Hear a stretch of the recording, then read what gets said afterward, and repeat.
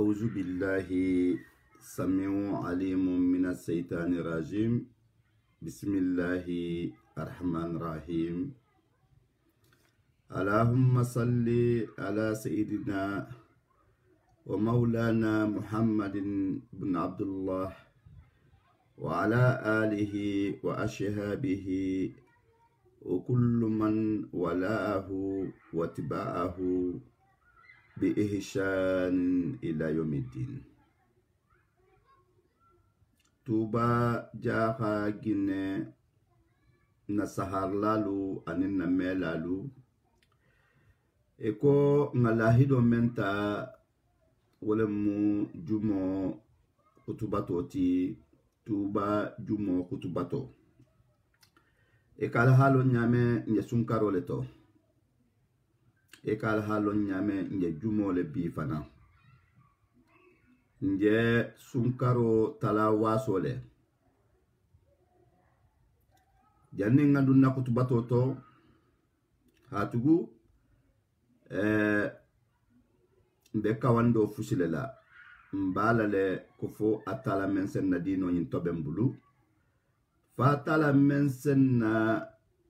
batolu muta fatala mense arjanna kallanke dimma alfalu ila bange kan ala munyinte tuba moho ibe alale ibe kilale ibe karamba ninja hale tuba reso sosio alunga kuoku nase nan na dino tinyambulula hanan na moko badinya tinyambulu alingan sobola alfalula harafukan alje hala si bema ajabiri kanto afusileto jaha anin karambaya ila harfol muyinte han habo han futa tuba hasimma ko bese ameten ni be alale ibe kilale ibe karambale ibe jahale woto nte fitna karulaten nte fusi karulate fo alabatu karo jahango fa manke fusti fo alabatu ladu fo alabatu jongolu woto alfalla harafo nga kumoda mutawama hatugu mbe gerewo gerala mbe mungerala mbe teben kambengo bebe katakela kufo atala sewole dum ngol ko al dammatema woto atala hankilile wo kamade ninga fahamu nimba fahamu fana nga fahamu abe wonyale fana al-Qur'anul Karim la saha ntol mankara batuma do bijen karamo holu e ha mem fonyen woto nimbe barta wala kuntenna nimbe barta wala kuntenna alnyabe kawnde bola jatolula reso sociola alhaji Ibrahim Fadiga albala meka albe alhaji mfaba girasi alay bala mini girasi albo la meka albe alhaji Usmani Tubaka albo la meka ntolu men fanante ku kalama altulu ben tolu fananna ani nyohondolu woto wosiata bi munafanga men na bere sociola arkunu mben na tuba atajaha londe kilimalamu mba mafelela alhaji majula karamba harfo men na hake alay majula karamba jabi tuba santo turaya ngo bela mele mbala me kampana beji to jari mun nabi ko ha dino nyinne muta mulufulola woto tuba jaka nin karambaya ko behi bulufirin wole kammawo ila saran kanole muyinti ala salma habara ayo nyinna ala la adalo wad'a ila sabil rabbika bil hikmati wal mau'izati al hasana وزادلهم بالتي هي أحسن وإن ربك هو عالم بمن ضل عن سبيله وهو أعلم بالمهتدين. وتو ayo nyinna ta kumo be banne nim men barta yimma woto ibata alfa la harfo la me ni bambara nyim panam ma sunkaro nyim musunkarunte woto musafo itiginte najaha alfalu ino koto hamen ni hambulala inte obarala iyo wadu ya Muhammad المؤمنين والمؤمنات وأمتك إيمان تولو عن المؤمن والمسلم والوكيل إلى سبيل ربك إيما رجل سيلو لكم لا إلى سبيل أحد وسيلو منتي والمدينو يناسفوتين هوني بالحكمة بالقرآن القرآن الكريم له iyo wal mawizatul hasana ani kawando mel be qur'ani kono nasal simma hal tahshi wazadiluhum billati hiya ahsan kuma nin kuma nyimantato ikana sosori ke oto ikni kana nini mo kana nyo masabawoto kila ini mantolo anni mo kana nyo masabawoto wa inna rabbaka imari go mem watalati huwa alam biman atala lalongo sawata mogola kuto dalla ahamen nafili an sabilihi habo atatala la siloka ita muhammad toti iman ton toti muhon toti wa huwa atatala fana alam bil muhtadina men falanga je to je atal falanga olulong woto ntul kilin bebe katakela le kufo nsenyuhom bula siratal mustaqim ka woto alunga tahama wo kan ikome njana fale nyamen harfo le bembulula na kutubo da muto ni halasi jaka anin karambaya ma o harfo le fatanta alfalla depuis futa tuba anin jahanga sate be yo hatugu kuma fo mohola kuto memba kono ejana isa mohol kamme wolto ko ni nafa fo lo hojenna awanna alfalu ila harfo le muyinti halasi bela kafurnyama jahanga kunda be alhamdulillahi rabbil alamin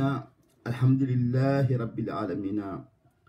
alhamdulillahi nahmaduhu wa naskuruhu ala zamin ni'amihi la siyama ni'matul islam ثم الصلاة والسلام على رسوله الكريم محمد بن عبد الله وعلى آله وأصحابه وكل من ولاه بإحسان إلى يوم الدين. بارينغلو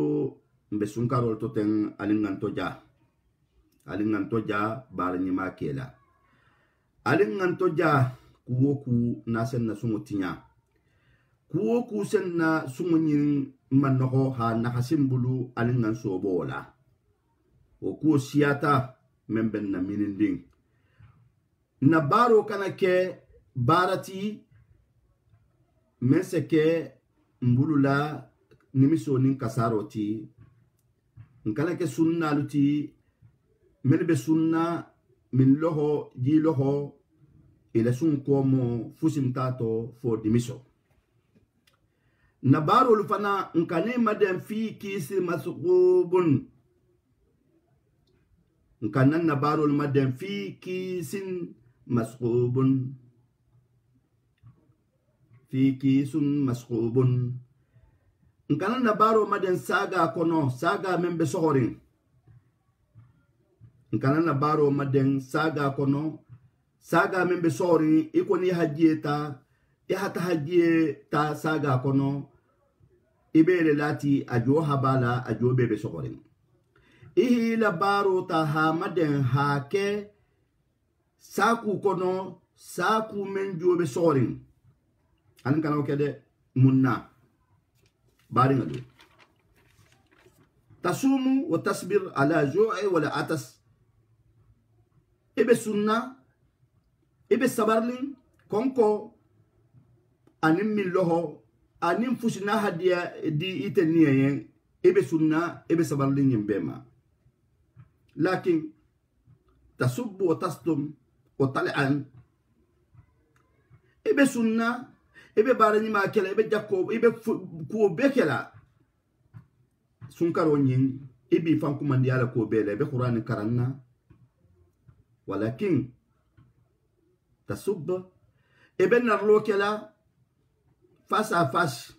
ni tani mo woni nga kuma masoto no na isana ni narlo nyimbente mo ngaibo men nabe no honni mo hola koto narlo nyimbente otide wotastum kumense moho baya al sate kono ha bayi ala moho ya nyimpan to no ho abulu ibo fola o tali an ibe kumal fola moho la koto isigi nyoho la koto ibara nyoho la koto ibarin na koto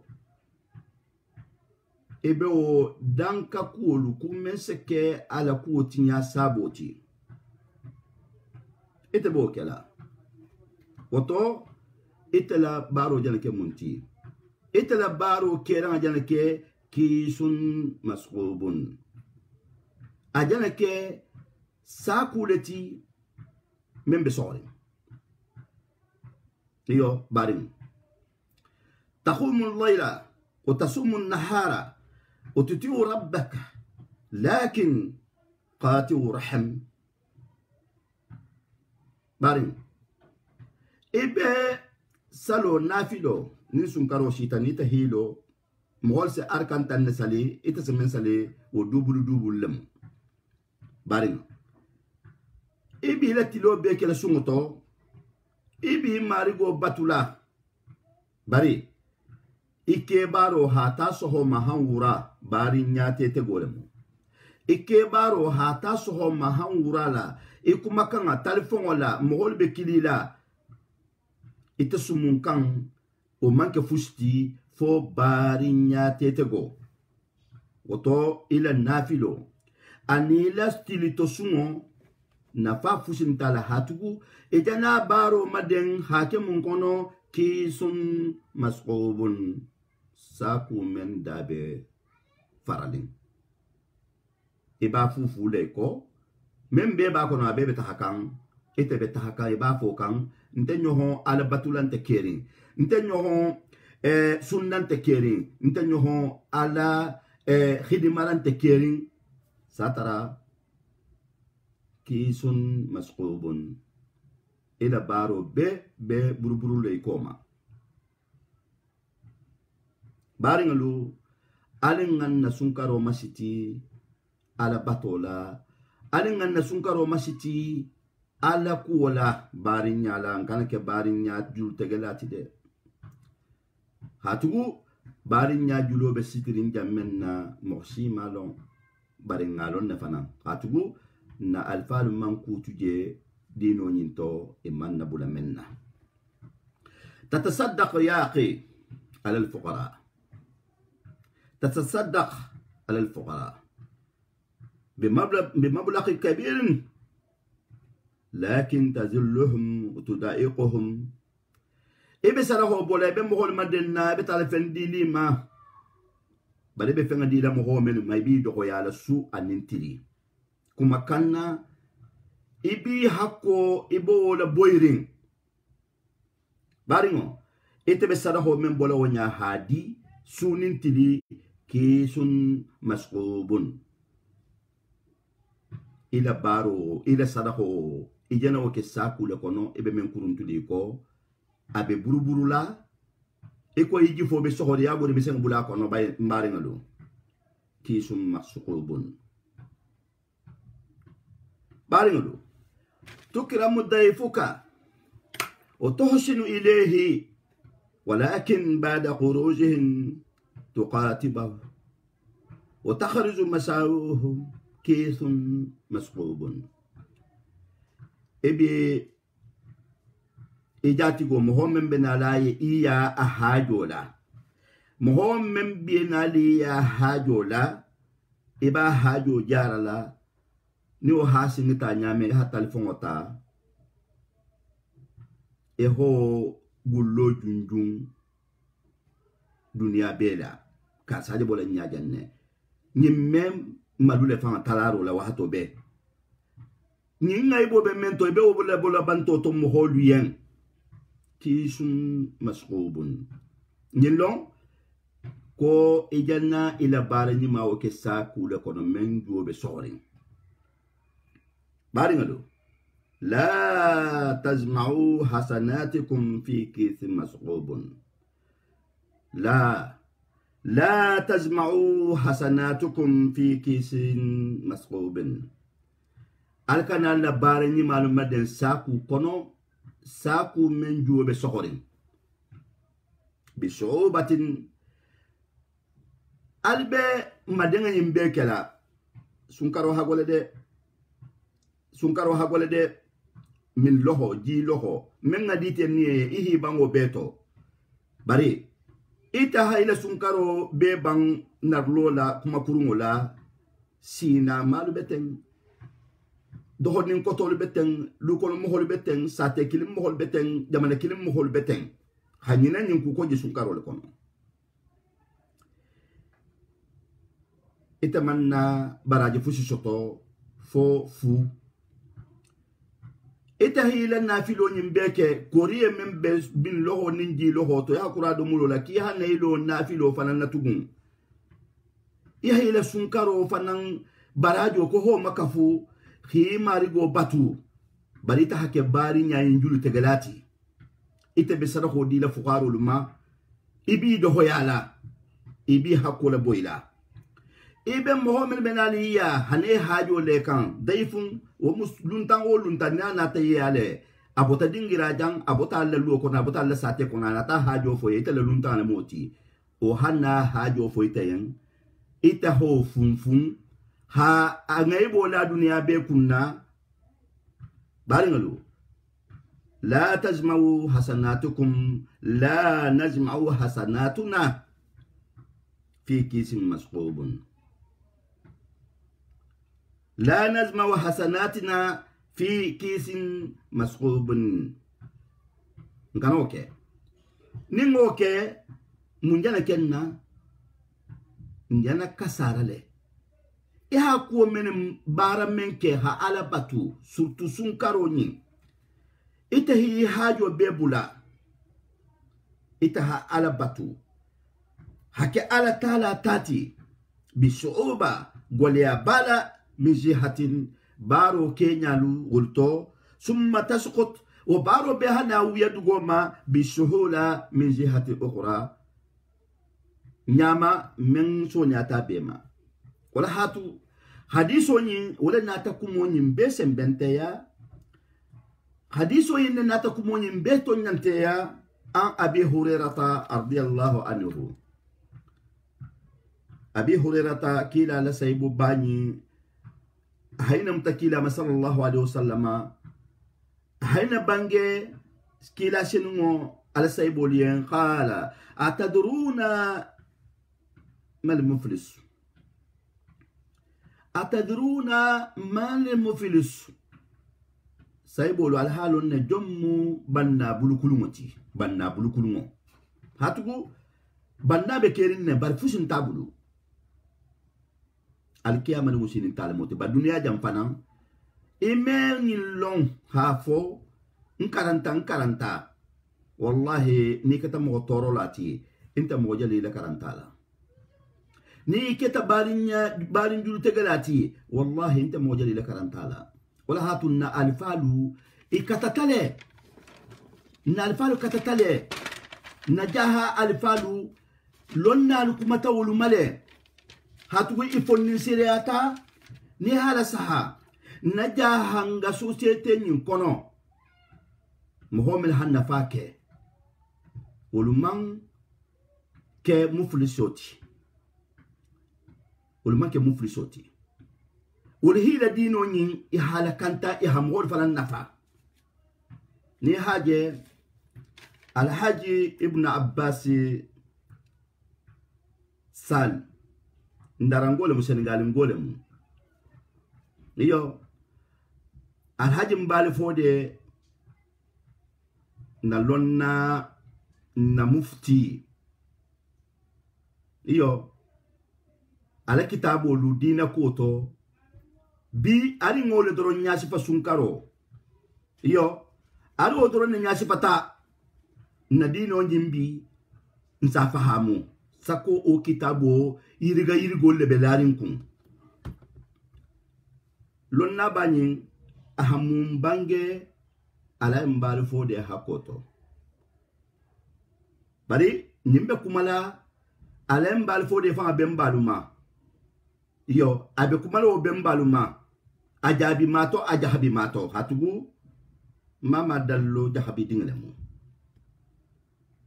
iyo anin konton kutabeto hatugu jahango hadino nyimutale dahango kita muholeti mina hakila la bange nyin anin kila la bange kutalu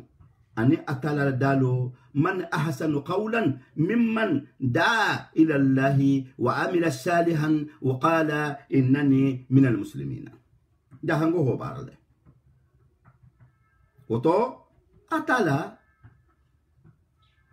ko muhammadu imantolu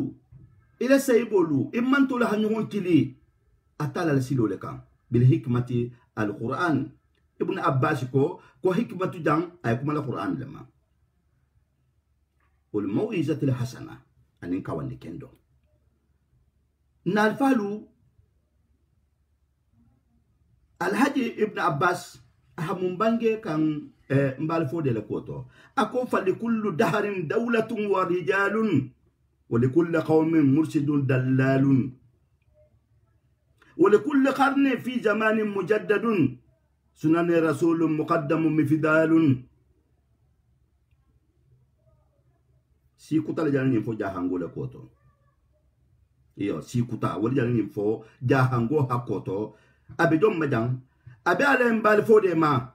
abe jahango bema abe ala mbal fode bembal ma ba dingal ma ba mamarin ma ba turubutol ma hajani dunya hawle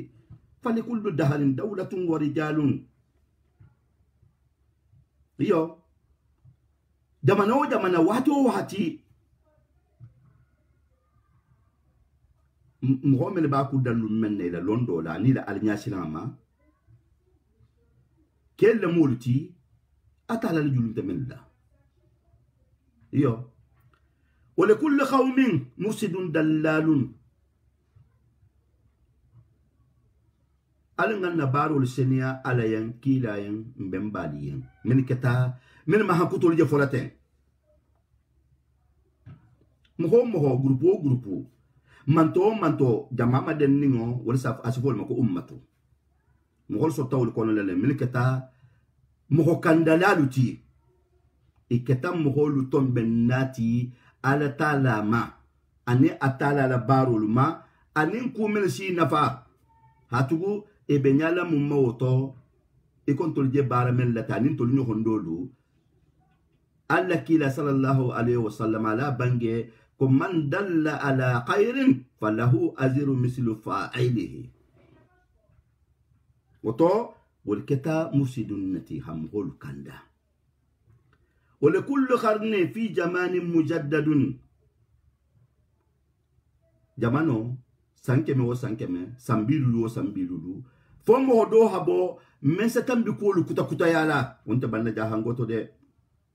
sunanu rasulullah alla kiyela kata nyame mo mel se kewonya wonta banna ante banda kum fananto woto alinga mo kili atala la silokan bil hikmati wa mau'izati al hasana woto mo ihilo kunya e fi samanti al sutolano ni hilo kila la sunno yin nafasa kan kiyo wallahi be kallan ki al sutola woto alun kana ke muflisoti mbembal manke muflisoti mbembal la sakulu anin botolu e hamenu kara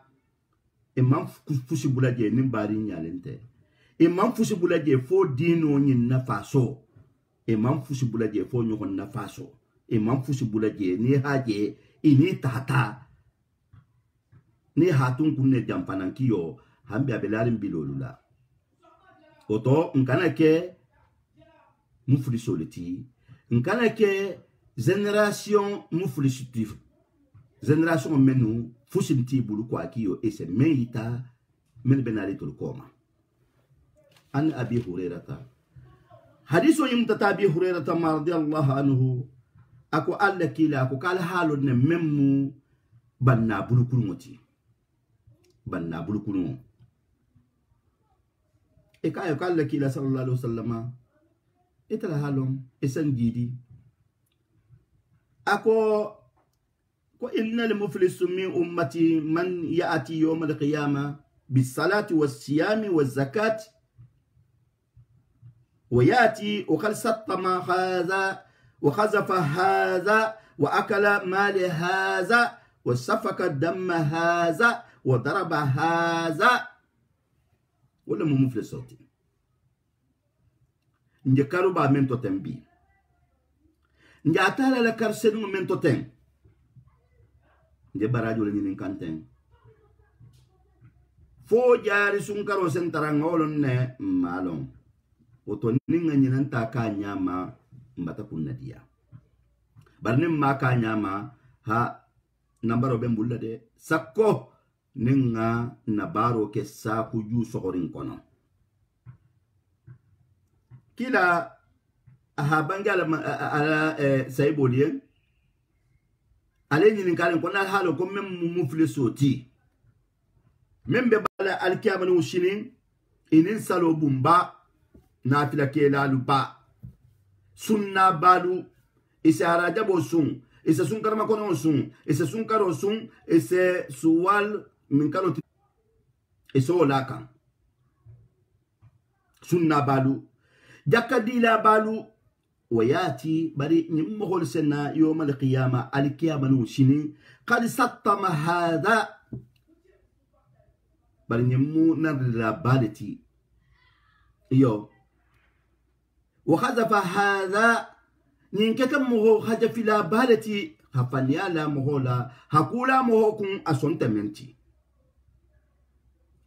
hamoho ke kuti mentati hata hamu wala kufo moyen mentati hajafiro manyinde oto alla kila kuwa akala mala haza asana batayin fanna kalbante hala golo mtala ha domu hajulo tama hiba sara la kwalki amana usini konsa benga maje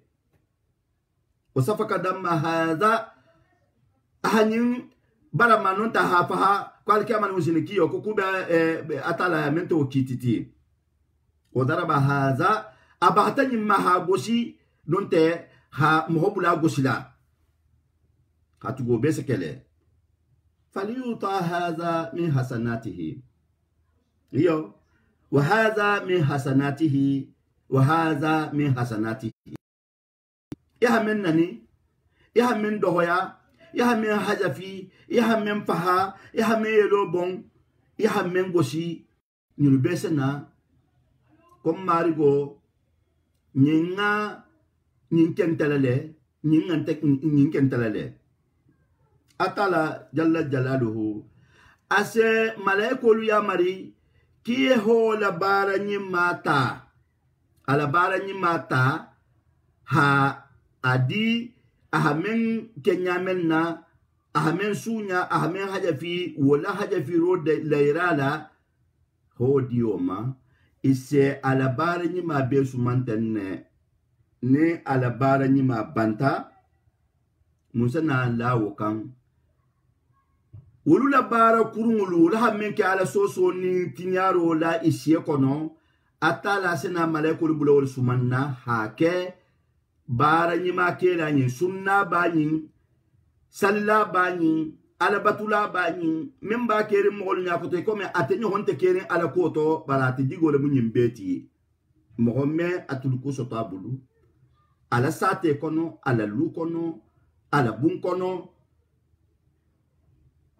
bari ngalo nimbe sunna le ken mbe salla le mbe ala batula le mbe lari nyin na ko mbe baro nyin membe la kiyo ko mbe arjanno le nyin nato woto alin nan kolon baraluto baro membe ko kusi fawulu baro men sila dino nyin tiema atala se wolu junubo ta halate junubo kan hata ha fai tato bari ngalo labanku jahuyabe kere hanyin siba wonte kere bari ngalo alin nganna batolu ke mbe kumento ala kuoto mbe kumento na jahangayato alin nganna dino khalsa hanyuhon kili mun kan wala mu kawando atala la silo mbembalu hasilo men bulan koto hatugu wolu man sila kutalo mente atala la siratal mustaqimati mbe fusi fola ahaboson do mere fananton kana ke iko baringalu ke moho dole tarta lonnale mu talibi tigi balemu hatugu ne hame ko mawizatul hasana hamho kawandi kula hisigi ahimira hafo ninjala memfote nganye melundo nabula tati go kono nako kabe kukela mense nake nambara tabulu asiso bala kemo honi nyankumo le ba bulu anin konolu nyankumo nin konolu wolle ba bulu lundo ala talibido bije wonna tanna kono kumala nyinta arabo safu mema ko baboka soro hata hanadiama ase wata nabe ala talibolu karanna soro nyimbile meka ke moho nyinna wurdo mu la ilaha illallah muhammad rasulullah ke bayin la sigi kangale joti ase wole don kilo la soro ha wo karang ika dantan fengen sa kenyame soro nyin keba ha nyin nadia abab akodingira beto bal nyankumo membe keba nyin bulla wol fanbe soro nyin nyin nafisa kisa goti soro nyin be jawo la ilaha illallah baringalu mohoybe barawo barato ahatare sonno mele to de iyo hatugu atala membal sonno meto kila hayne bange katala alaman saya asewole la saha membal dayin to ana ladro golu ahadun to wala mo e barawo baral to ila jahanga yanyin kono ila dino nyin kono ahala kule kan ise barajo soto mento ila salo men ni bala sunkarunte surtout nye karsiba mento ten moha itilin alayen alla ya maro le muyinti inna allaha ya'muru bil adli wal ihsani wa ita'i dhil qurba wa yanha anil fahsha'i wal munkari wal baghi ya'izukum la'allakum tadhakkaruna woto alla ya maro le mutilingati atala le ya maro le munyinyati surtout ibari masutungulu surtout nye karo men naten bari ita manna barawo ke fo bari nyadul jok kunto ita hake alimete kesoti ila luo kono ila sate kono ila jamano kono sunkaro nyintana to kutubatul jumu'a fi tubal maharusa tuba kutubo alinga nyi long hafo baralemu baro mensini antila sila kuwo kula makwa kiyo fo nimiso sonno men nga geya sonno men kuwo ku abeden ni nama ala nya silang iyo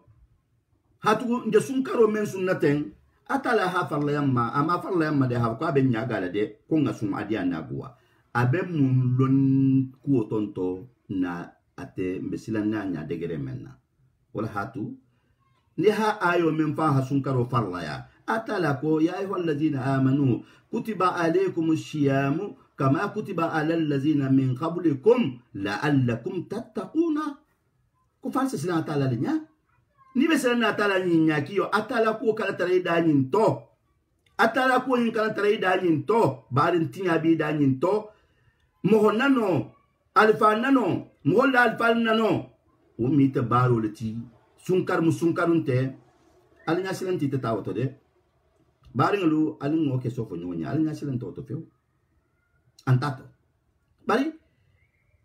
isena ke munti babuqa ibn al-kala sorolati ke bala soro kumen naketala ila baro yimbe fatan be kele mun kono ki sun masqubun saku da farlin saku ju farlin bari ngo ite fala baro be na kele wala kono isena ke babuqa o nyim fananti wala mun atonde perroquet ti babo sa me ko perroquet isena ke o fananti munto keba ala perroquet ni la ilaha illallah muhammad rasulullah wala bada so nintilo keba be sigirin abala la ilaha illallah fola nyankumo ha perroquet ni manegen ahli diga to nyamenna perroquet aha kono kan alefo atutale kono kan fo la han nyankumo ha ka sagoti o keta to momenna aha fa ke ba ha ka solo mutasina ka mede al talibun na tatra ka solo butugun kala perroquet ko nyankumo la hafa ika yakide kon se ta do yini ya e hake ba fanke din nembul la fati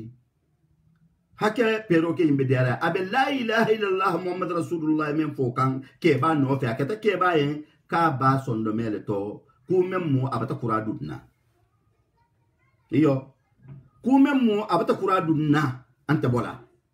anin kana mbemmen karanna suwanin tilo i hankaran menna mbembalu la kitabolu mfalu la kitabolu anin be o menu karanna suwanin tilo ngamen jato alin o baro ke iyo hatugu atala ayo nyin nse sagi nyin mawato be nkanta sagi la mal fana subtu mo ba dingelu والذين آمنوا واتبعتهم ذريتهم بالإيمان ألحقنا به ذريتهم o ayo so fole wato bedol mo ba dingelu nkanta fola le fana sunkari nyi musunkarunte bar sunkaro nyinto fihi laylatun khayrun min alf shahrin yo fihi وأنزل القرآن فيه قرآن جيكتا سنكارو ينتو سو بقرآن سنكارو ينتو من فيسا سامبي ساجي أنين سبكار ناني إتا ما فسكي وطو فهي لبارو بما دي هاكي ساكو جو سهورين كونو إتا ما فسكي وطو فيها بولا مهول كونو كيلا بميل مكان المفلسو banna bulkulungo barin kana ko tide alin kana ko tide kala sonde ke bana la perroquet ni soirée la banque nata ke munti ke ba kasta atali bol ka ekide konse dokuta sayen ke ba ko perroquet la kuonta kasla ko munga kasi ko jar fa ko la ilaha illallah muhammad rasulullah membe fola kono nyimbulu la kanta son le meto ka ba dale to ko kabrin nyanku mo hi ka nyamenna ka ha kono kanga le fo ka man la ilaha illallah muhammad rasulullah fo woto alimbe sunna be salla nin sa ya hantara lummen nan to be mun kam fola yo nin sa ya apartamento ite be mun kam fola ibe kele ko perroquet hanyina bemballa kala hanyina dino nyin kala wal la ilaha illallah muhammad rasulullah ita hamen kare hanyina wala ya hake ko perroquet kono ke ba ho le kasoke awa nimmen kite bila barani mamadenna sunkaro nyin to ite be sada ho bola ebe sunne ebe sabarla ila jilo ho ni la min lohoma ite be mohol nalla e mohol doyala e mohol dankala kisun masqubun ila barani may bataha beke sakuju sorin kono ite be sunkaro nafilo kela ibe ala batule ibe ko bekela ibe barin julu kuntola ibe fututi nyala ida be kuluto ida bule silente mento molla habilo kono molla barinya kono molla siginyo ya kono ibata ke munti muflisu ila baranyima ibata maden fi kisun masqubun ibata maden saku kono men jobe sore mol ben aliya ibi hajo jarla be fuqarul sola ibe ina be to diarim be ma ibe kunyima kala bari ni woli hi kodum ya telefon ta holu jarbo sifa mol men ben ala sunkarun mu e ben ale hajolu lali kan nole hi kodum ibi kilila hane jigol sembeto itahanna kewulu funfundangati ki sun masqubun ibati la bari mama den hake saku kono men joy sorin al kamanu sini istahilo eseke munti al muflisu wal mubanna bulukulunti keba ko konte kasila kukutala ku jarifa ko la ilaha illallah muhammad rasulullah kabe kono dale to awabi nimma hakilitu baringadu nimma hakilitu nadino ajenda le tobi na jahangaya ajenda le tobi na mohbadinya ajenda le tobi fuku ni na waler soto ala kotoma wallahi billahi tallahi abenda le to nkala son wa haketo nyati nkala son mohol ho ke tonyati melbe milalen tulu jahangoluma nadino hang mbula munna yo nadino hambula ko ngakiliro ke atala le kan bil hikma ikon na karanna be kerin tafsir karamo holu be kerin bi karamo fanta madi daban kusuku tola na khere kontro be silama onna fa membe mo holu yambi kiyo yala meke noti alesi de basta faya tuba atala ha kulmoni mutala le yo lonna sabunyale afele tafsiro la jeten alay nakadi sankumo afele tafsiro la tuba dinningle mo beti alay fantamali be mu dinningle tinna jahanga kunda bari ko munnaki falu hamen tibulu ibembale hamen tibulu bole makantala awa ala hansole hammondo halan kandul jahangolu alinga kato beke ninna saku nyuno hasi mbembaluma ngasi mbembaluma ninna saku nyimfaringo ngasi mbembaluma manku soto kuman soto woto inna allaha ghafurun rahim bemballa kanjoro sena nonne bemballa kanjoro sena minto julubin ningalu ata la fanse di nyamene ma eta fa mam bo meliketu mo kalama bari hi taw hajul mi balu ke kombe mbabije alla kila sallallahu alaihi wasallama amala hido tan na fatima jahrayen amata al hasan ni al husaini ti yen mbembala so alen tata la mo yen ala sulaiman da habin tata la mo yen tulle fadi gan tata la mo yen mahmud rame ban tata la mo yen harun muhammad fo falan tata la mo yen najahanga ya baramana no leje yo alay salim karam ba tuba aninke ba biwuru la nin sabo men toto dala ni halahi do shiti inta lahi do tala moyen ar mo le kunto yo atafan tata la bonsoyen sakomo hukuta ke ba wulu fana ala la wolli ba wulun tata le bonsoyen sakomo hukuta woto alina munke alena jami'an annadu nasa ila sabilin mustaqim ngamroli kili silo kan silo membe tilini siratullah almustaqim atala silatelini ngadu وصراط الذين أنعم الله عليهم أنهم هو الذين أتى نعمتهم من ما كآبائنا وأجدادنا يكون فالو أنهم بمبالو أتى نعمته المال ده hasuto muslimi akono hafatu muslimi akono hake moholuti mohol se dino ni reference ta moho menuma yo ngasaga ma alien mohol se dino ni reference ta moho menuma yo ngasaga ma alien iko kuma kambale bu intitanko yo ngasaga ma alhaji ibn abbas sal ndarangole mu Senegal aha même fo ala mbal fo de le koto ananyo hondolu jaha فلكل دهر دولة ورجال ولكل قوم مرشد دلال ولكل قرن في زمان مجدد سنن رسول مقدم مفدال يو والمنتر بمبال التي انتو جاها نقول فعل من يتاني بمبالو أنو نيو هندولو وسرام بابن بلولا وطو انسيتا جنبي نخطبة الجمعة بدن لجنة habe konton habe tara sabarola alfal jana harfu menni ha bangeten alane annabiyan alinga alaka fo nyonya alinga kila kan fo nyonya alinga alaka fo nyonya alinga kila kan fo nyonya alunga atala la dalo qur'an karim alingo ke mogol kilirati bil mawizati al hasana kila la sunna kila la hadithulu aninna alfalu ihala bagenyi malu anin kuma kan kendolu nsemenu ta kitabul kono almun najuma siyala almata alfal fan shima ala hajati kende adima ntol men fana be jamano ko kan almu hadige firin kele beyan kaytin temene bulu almu kayto dilima musun temene bulu almu muso dilima